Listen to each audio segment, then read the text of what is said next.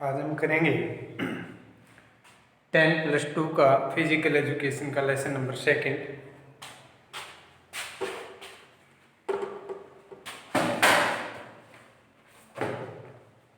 आप सभी ने ये लक्ष्मी वाली बुक खरीद ली होगी, जिसने नहीं ली है वो खरीद लें। हम इसी में से रेगुलर रूप से आपको काम करवा रहे हैं। और आज का हमारा जो सेकंड लेसन है वो हमने शुरू कर रखा है। उस लेसन का नाम है प्रशिक्षण विधियाँ। प्रशिक्षण विधियाँ जो है वो हमने शुरू कर रखी है। उसमें गरमाना हमने एक विधि कर ली है, शरीर को गरमाना। और उसके बाद आज हम करेंगे परिधि प्रशिक्षण। आज का जो हमारा विषय है वो क्या रहेगा? परिधि प्रशिक्षण। सबसे पहले तो हम क्लास का नोट करते हैं। क्लास है 10+2।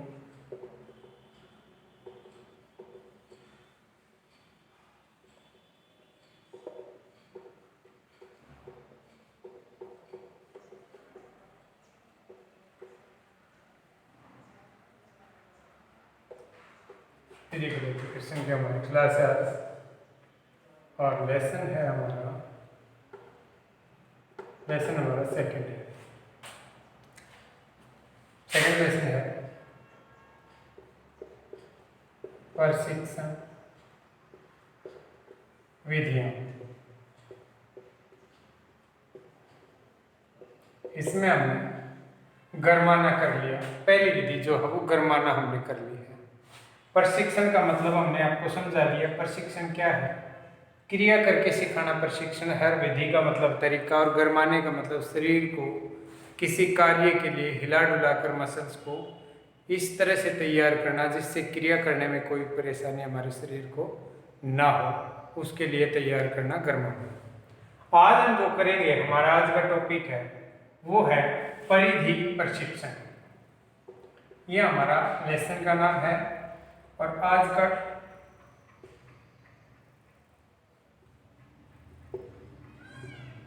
हमारा टॉपिक जो रहेगा वो रहेगा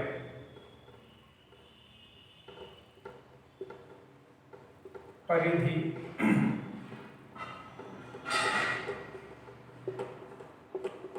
प्रशिक्षण।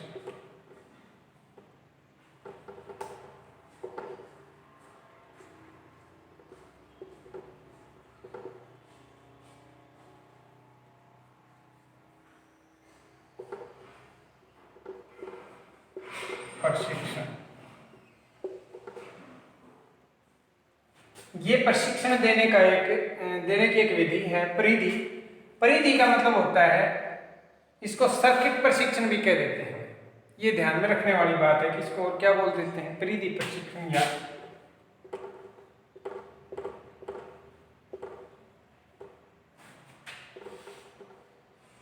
सर्किट प्रशिक्षण। दोनों में से कोई भी एक आप इसको कह सकते हैं। परिधि प्रशिक्षण कहें चाहे आप इसको सर्किट प्रशिक्षण कहें। इसको 1958 में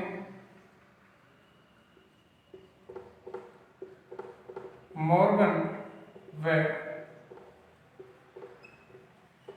एंडरसन, इसको मॉर्गन और एंडरसन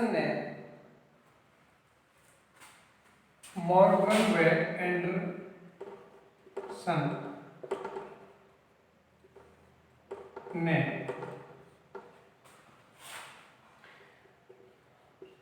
प्रारंभ किया था। देखिए, शुरुआत कब हुई इसकी? 1958 में। शुरू करने वाले कौन थे? मॉर्गन और एंडरसन। इन्होंने इस परिधि प्रशिक्षण की शुरुआत की थी 1958 में। और इस परिधि प्रशिक्षण में क्या होता है कि व्यायाम करने का एक तरीका है, व्यायाम करवाए जाते हैं इसमें। और कितने व्यायाम होते हैं भाई इसमें 5 से और 15 व्यायाम हो सकते हैं। परिधि का मतलब होता है घेरे में। जैसे 1 2 3 4 5 6 7 8 9 और 10 खिलाड़ी हो, जैसे मान लें हम 10 को लेते, तो इस परिधि में प्रशिक्षण करवाया जाएगा। सर्कल में, सर्किट में प्रशिक्षण करवाया एक के बाद एक घेरे में। और इसको हम क्या करेंगे कि व्यायाम हम लगातार करवाते हैं, व्यायाम करवाते हैं, एक के बाद एक करवाते हैं। एक व्यायाम हुआ, फिर दूसरा हुआ, फिर तीसरा हुआ, ये तरीका अपनाया जाता है। पूरा एक सर्कल पूरा किया जाता है व्यायाम का। मान लीजिए जैसे हमने पहले एक क्रिया करवाई, फिर दूसरी करवाई, फिर तीसरी करवाई, फिर फोर्थ करवाई, फिर फिफ्थ करवाई, ऐसे क्रियाएं करवाई जाती हैं। अब क्रियाएं करवाने में क्या है कि अलग अलग क्रियाएं होती हैं। जैसे मान लीजिए एक ही जगह के ऊपर जो है आप खड़े खड़े जंप कर रहे हैं, पहली क्रिया, ठीक है। फिर उसके बाद उस क्रिया को हम बंद कर देंगे। जंप करें हमने खड़े खड़े, जैसे 10 बार हमने खड़े खड़े जंप किया, एक क्रिया हुई हमारी। उसके बाद दूसरी क्रिया हम क्या करेंगे, रस्सी कूदना है, हम लगातार रस्सी कूदेंगे 15-20 बार, दूसरी होगी। फिर उसके बाद हम उठक बैठक लगाएंगे, उठना बैठना, उठक बैठक हम कर सकते हैं। उसके बाद हम क्या करेंगे, चिन अप कर सकते हैं लेट करके। इस प्रकार के व्यायाम जो है, या हम बीम है, दंड बैठक है, ये लगाते हैं। तो ये क्रियाएं क्या है कि हम एक सर्कल में करते हैं। पहले एक क्रिया, फिर दूसरी, फिर तीसरी, फिर चौथी, फिर पांचवी, फिर छठी, फिर सातवीं, फिर आठवीं, नौवीं, 10वीं, 10 हो सकती है, या 5 भी हो सकती है, 15 भी हो सकती है। ऐसी क्रियाएं हम करवाएंगे। किसके हिसाब से करवाएंगे, उम्र देखेंगे, आयु देखेंगे उसकी, और लिंग भी देखेंगे। इसके हिसाब से हम क्रियाएं इसमें करवाते हैं। सर्किट प्रशिक्षण में क्या होता है कि खिलाड़ी को पूर्ण रूप से तैयार किया जाता है। कई अंगों का व्यायाम इसकी परिधि प्रशिक्षण द्वारा हो जाता है। विद्यार्थी जो है वो थकान महसूस भी नहीं करता इसमें। तो हम देखेंगे कि ये परिधि प्रशिक्षण क्या है कि सबसे पहले तो हम यही जानेंगे कि भाई आवश्यक बातें क्या क्या है, कैसे ध्यान, क्या किन किन बातों का ध्यान इसमें दिया जाए परिधि प्रशिक्षण में, और क्यों करवाए जाए ये परिधि प्रशिक्षण से, किस प्रकार के तरीके इसमें अपनाए जाते हैं। परिधि प्रशिक्षण में किन बातों की ओर ध्यान देना चाहिए। नंबर 1 तो क्या है, पहले से उद्देश्य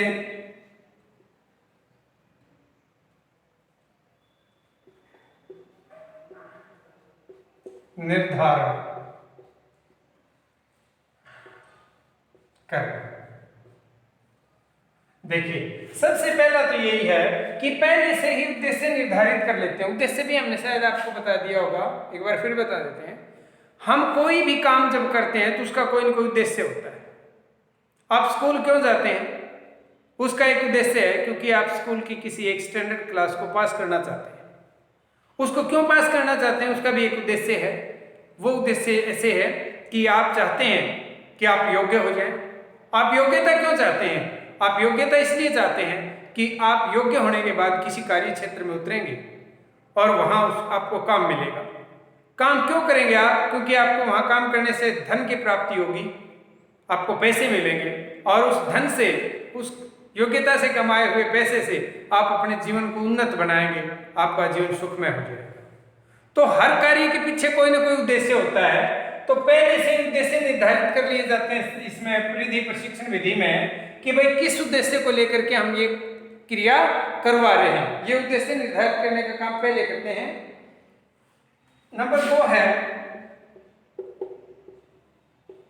क्रमबद्ध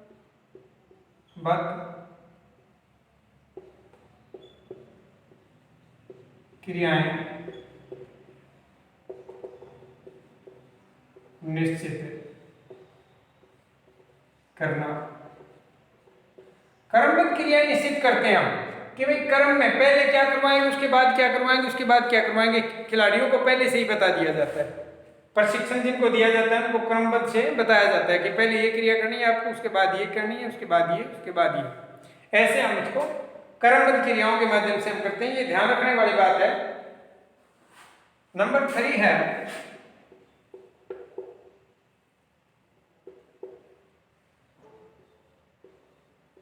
खिलाड़ी के प्रदर्शन का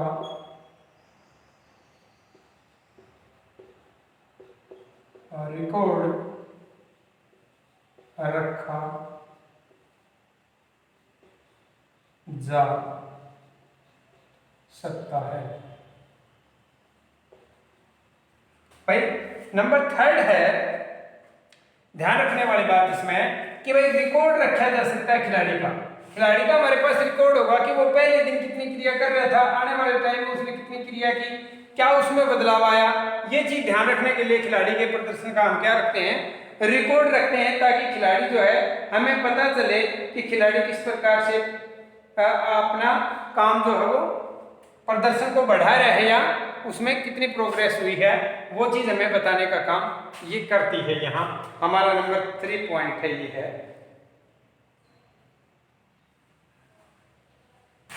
नंबर 4 है,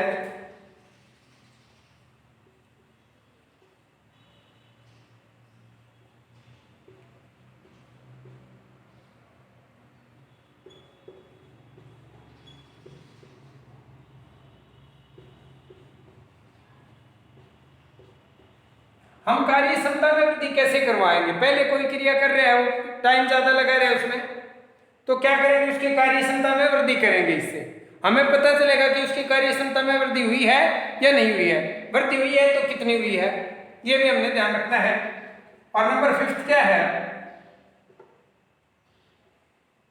समय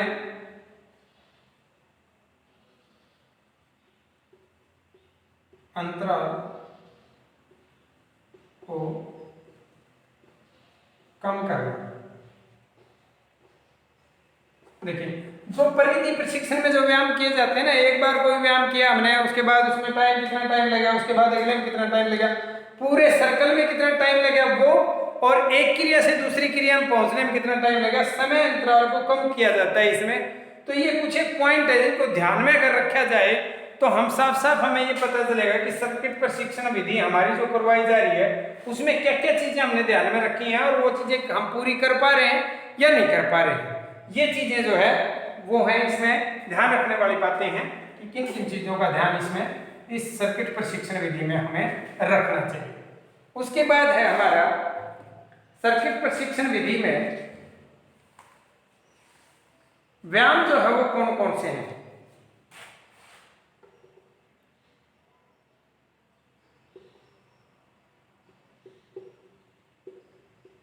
इस विधि के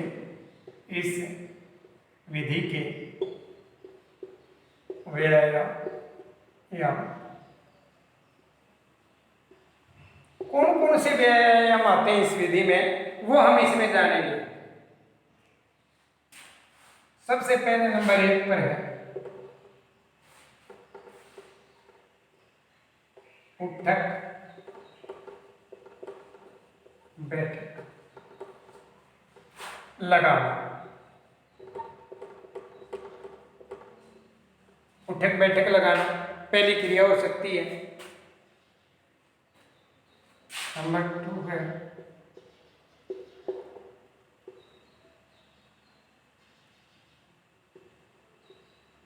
हाथ से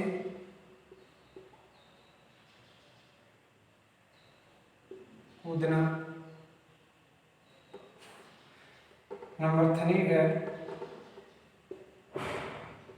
चिन अप। नंबर 4 है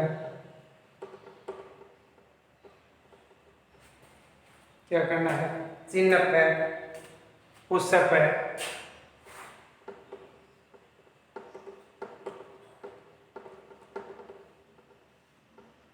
ठीक है, इसके अलावा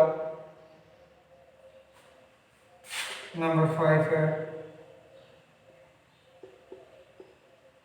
दोनों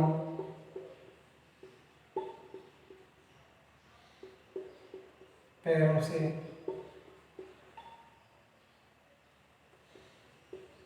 एक साथ कूदना। इसके अलावा अपने भार के बराबर भार ले जाना, अपने भार के बराबर भार उठाना, ऐसी और भी कई क्रियाएं इसमें होती हैं। जितने सर्किट में हमारे इवेंट्स होंगे उतने ही ये क्रियाएं हम उसमें शामिल कर लेते हैं। तो इस प्रकार से प्रशिक्षण विधि के ये व्यायाम है। इन व्यायामों को इस प्रशिक्षण विधि के दौरान किया जाता है। एक समय अंतराल के बाद दूसरा व्यायाम, दूसरे के बाद तीसरा, तीसरे के बाद चौथा, ये सर्किट में दोहराए जाते हैं व्यायाम। इस प्रशिक्षण के लाभ देखिए, इसके क्या लाभ हैं? सर्किट प्रशिक्षण के लाभ देखिए, पहला लाभ इसमें क्या है हमारा कि इसमें थोड़े समय में अधिक व्यायाम, कम समय में अधिक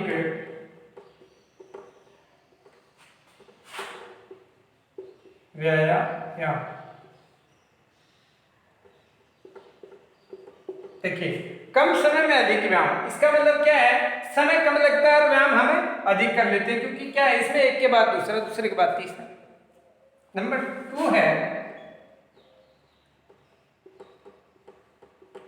खिलाड़ी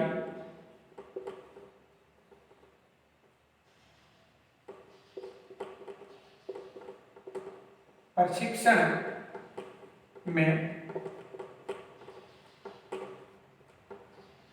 उगता नहीं। भाई खिलाड़ी प्रशिक्षण में उगता है, क्यों नहीं उगता?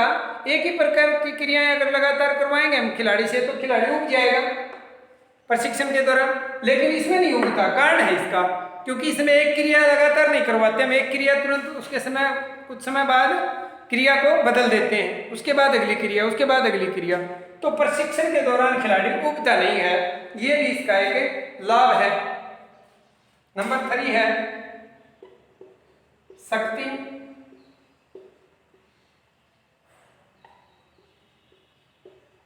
सहन क्षमता को बढ़ाना। देखिए, शक्ति और सहन क्षमता को भी बढ़ा देता है ये व्यायाम, ये भी इसका एक लाभ है।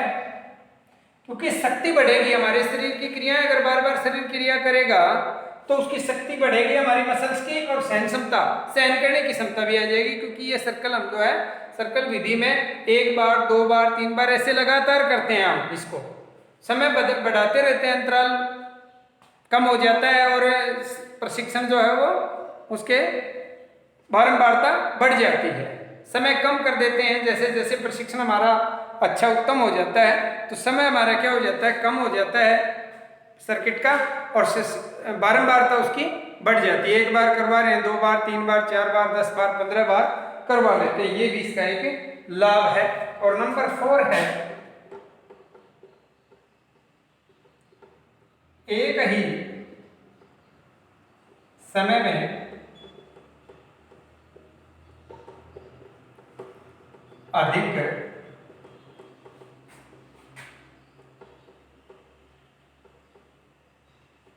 अधिक छात्रों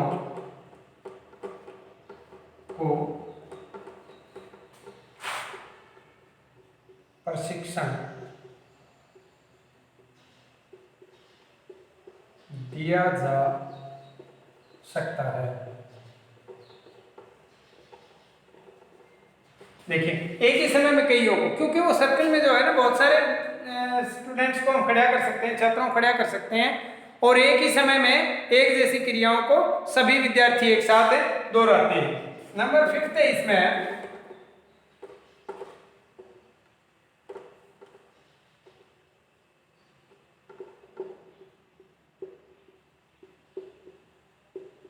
प्रशिक्षक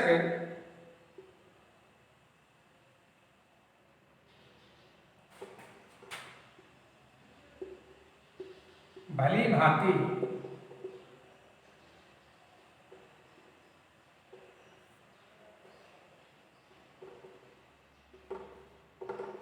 नजर रख सकता है। एक ये भी लाभ है। प्रशिक्षक जो है भली भांति नजर रख सकता है, जो भी एक्टिविटी वो करवाता है ना उसके ऊपर उसकी नजर रहती है, क्योंकि उसकी नजरों के सामने है सभी और उसी के सामने सारे व्यायाम हो रहे हैं। तो ये भी एक हमारा लाभ है इस प्रशिक्षण विधि का। और नंबर 6 है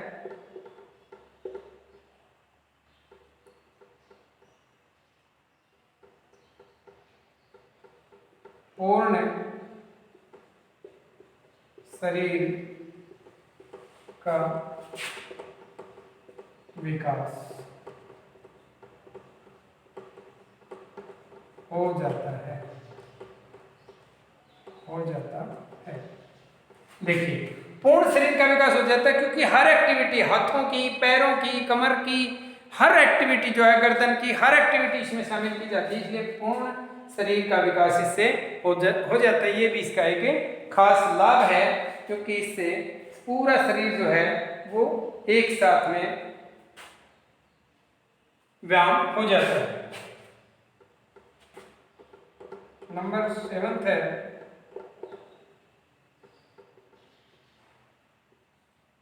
सभी को एक साथ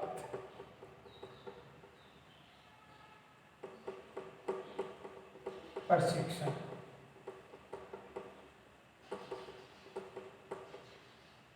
दिया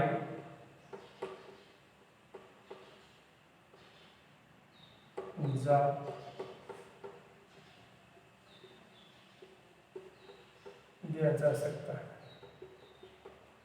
भाई देखिए, सभी को एक साथ प्रशिक्षण दिया जा सकता है क्योंकि इसमें कई सारे विद्यार्थियों को एक साथ ही प्रशिक्षण दिया जा सकता है, तो जो आपके समय की भी बचत होती है और प्रशिक्षण भी कई सारे विद्यार्थी एक साथ